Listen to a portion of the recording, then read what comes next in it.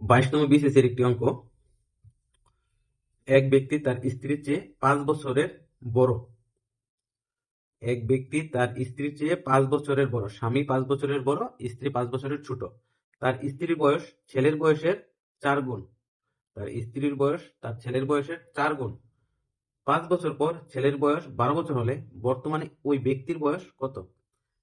আপনি যখন করতে করতে আপনার বেসিক ভালো হয়ে যাবে, তখন আপনি এটা বুঝে বুঝে করতে পারবেন। কেমন?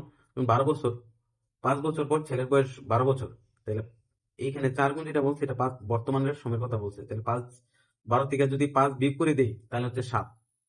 এই 7-এর 4 গুণ হচ্ছে স্ত্রীর বয়স। 7-এর 4 গুণ 4 7 28।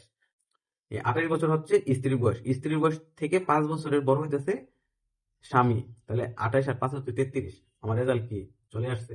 কিন্তু আমি যদি এটা আপনাকে বীজগণিতিক অজানা রাশি বের করার মাধ্যমে দেখে, আমি যদি যেহেতু ব্যক্তির বয়স বের করতে বলছে, ব্যক্তির বয়স কত যদি ধরি এক্স, তাহলে স্ত্রীর বয়স কত আসতেছে?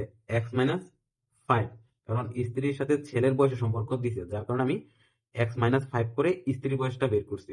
স্ত্রীর বয়স স্ত্রীর বয়স থেকে এখন আমি ছেলের বয়সটা বের করব। ছেলের বয়সটা স্ত্রীর বয়সের কয় গুণ? 4 গুণ। 4 গুণ। 4 গুণ যেহেতু আমি পুত্রের বয়স বের করতে হলে আপনার 4 দিয়ে ভাগ করে দিতে হবে। এই যে ভাগটা দিছি, এটা হচ্ছে পুত্রের বর্তমান বয়স।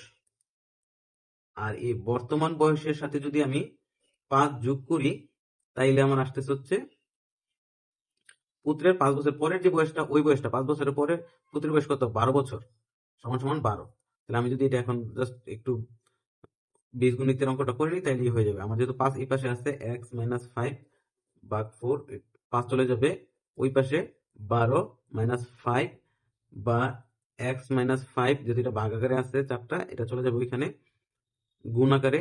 এখানে আসতেছে 7 গুণ 4 বা x ইজ ইকুয়াল টু 4 7 28। আর যদি এটা যেহেতু এটা বিয়োগ আকারে আছে, এটা এখানে এসে যোগ হয়ে যাবে 5। তাইলে হচ্ছে আমার বাংলা আর ইংরেজি মিক্স হয়ে যেতেছে, বা x সমান সমান 33। তাহলে আনসার আসছে হচ্ছে 33। আপনি এটা মুখে মুখে করতে পারেন বা এইভাবে বীজগণিতিক অজানা রাশি ধরেও করতে পারেন।